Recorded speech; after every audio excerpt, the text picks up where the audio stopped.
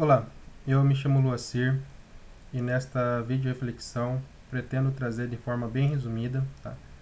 Pretendo trazer em menos de 15 minutos, para não ocupar muito tempo de vocês, informações sobre alguns indicadores econômicos da Espanha e também mesclado essas informações sobre uma empresa também da Espanha que tem feito investimentos expressivos aqui no Brasil.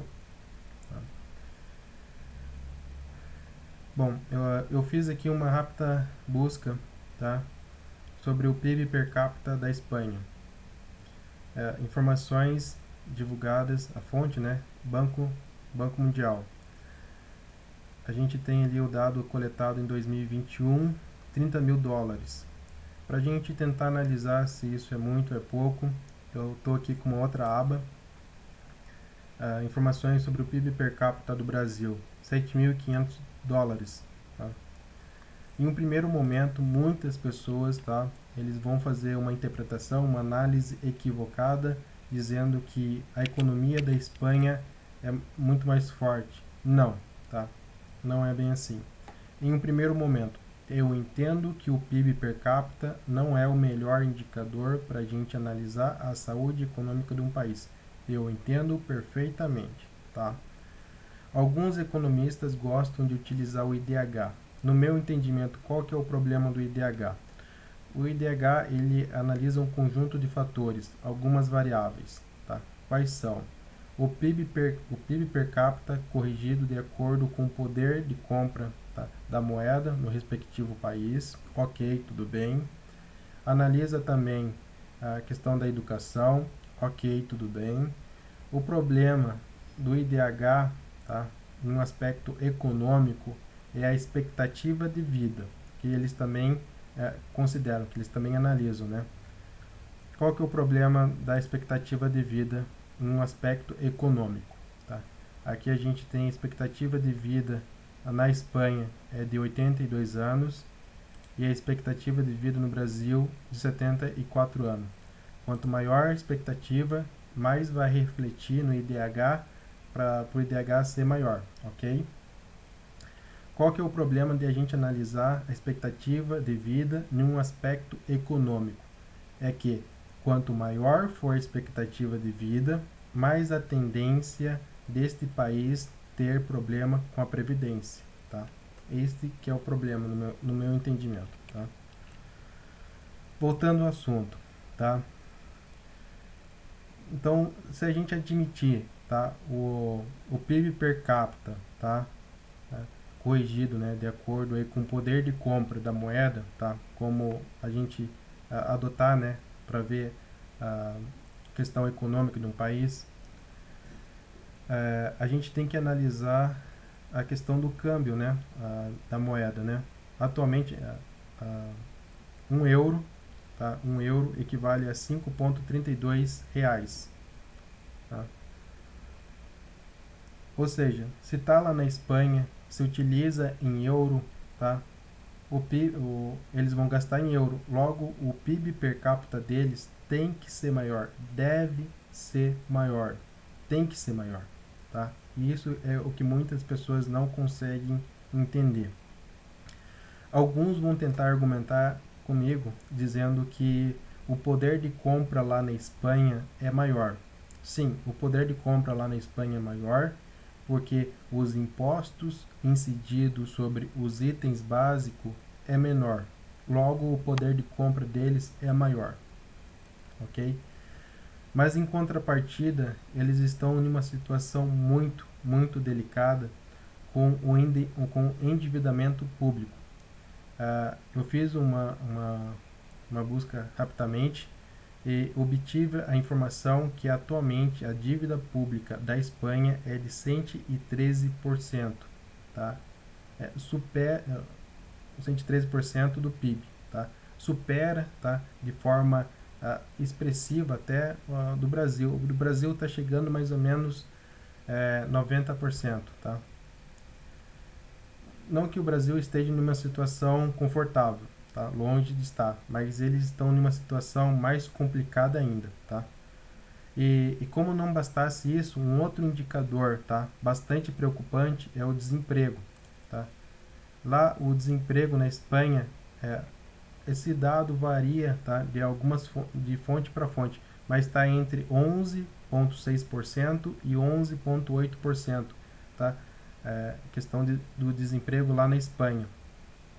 Aqui no Brasil a gente está com a taxa de desemprego em 7,6%. Novamente, tá? A gente não está numa situação tão favorável, tá? Mas o Brasil se encontra em uma situação melhor do que a Espanha, tá? Tanto questão do endividamento público quanto a questão da taxa de desemprego.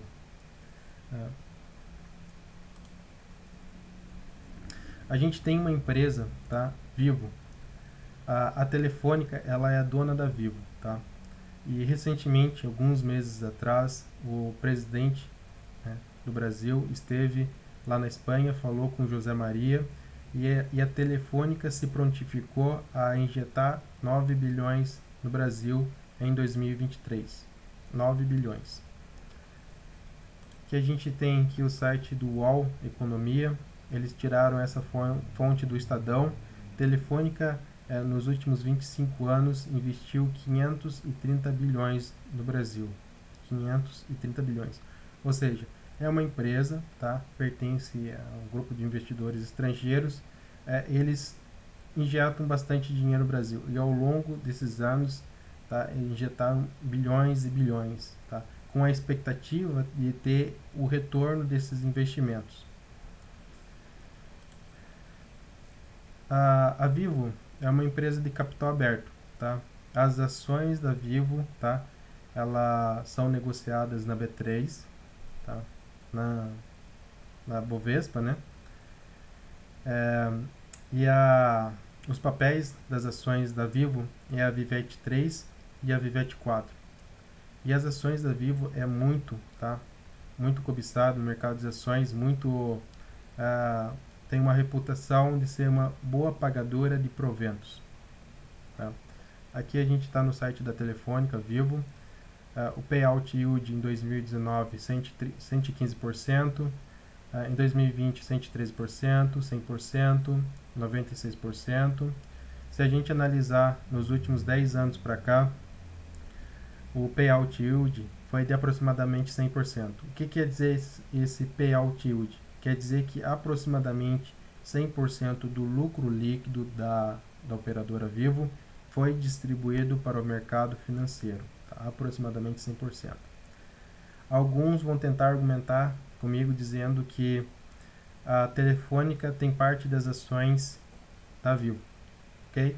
Eu concordo plenamente com isso. Tem algo em torno talvez de 30% a 40%. Eu não sei exatamente. Talvez essa informação até tenha aqui, tá? Mas talvez não vai fugir muito disso, tá? Entre 30% a 40%. No meu entendimento, tá? A Telefônica muito mais está injetando dinheiro na economia do Brasil, tá, do que está tendo o retorno. Porque o lucro líquido da Vivo, tá, ao longo dos anos está mais ou menos em torno de 2 bilhões. Tá? Mais ou menos 2 bilhões. E a gente viu, né, conforme sites, né, que eu mostrei ali, que a Telefônica injeta muito, mas muito dinheiro na nossa economia. Muito mesmo. O que me preocupa mais ainda, tá? Esse daqui é um site onde a gente consegue obter algumas informações bem interessantes. No caso aqui, a quantidade de AS que são anunciados aqui no Brasil. Tá?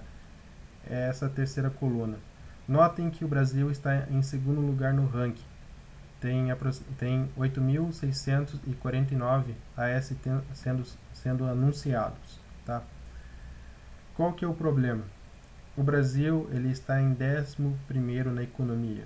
Vocês acham normal o Brasil estar em segundo lugar na quantidade de AS que está sendo anunciado? No meu entendimento, não. Esse daqui é para ilustrar como que está a situação em algumas regiões metropolitanas. Tá? Não são todas as regiões metropolitanas, mas algumas estão próximas disso. Esse daqui da Gazeta de Taubaté. Eu acho que Taubaté é uma região metropolitana de São Paulo. Esse daqui é o site, né, da ANIC. A ANIC é um órgão de gestores, né, responsável por estar fazendo alocação de IP e IAS aqui no Brasil. Tá? Aqui a gente tem uma informação bem interessante. Aqui, ó, informação que existe aproximadamente 12.826 provedores no Brasil. Essa informação ela está um pouco obsoleta, tá? Acho que foi publicado em 2021, tá? Teve um outro site que eu pesquisei, chegava mais ou menos uns 20 mil, tá? Mas como não era um site muito confiável, de uma grande mídia ou de um órgão responsável, tá? Eu optei por trazer essa que está mais obsoleta. Mas independente, tá? 12 mil, tá? Quase 13 mil para o Brasil é muito provedores. É muito provedor. Muitos aqui no Brasil, eles me consideram um retardado, um débil mental. Muitos aqui no Brasil, tá? Muito mesmo. Mas por mais que eu seja um retardado, um débil mental, tá? E tenha déficit cognitivo, eu consigo enxergar certos padrões. E isso que está acontecendo no setor de telecomunicações no Brasil, tá? Algo me remete ao que ocorreu lá nos Estados Unidos em 1893, no chamada febre das ferrovias. Tá? Bolhas existiram no passado. Isso aqui eu já falei, tá, algumas vezes, mas eu vou repetir novamente quantas vezes forem preciso. Bolhas existiram no passado, bolhas existem no presente e vão continuar existindo no futuro.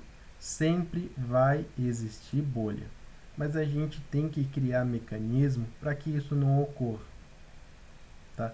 E no meu entendimento, tá?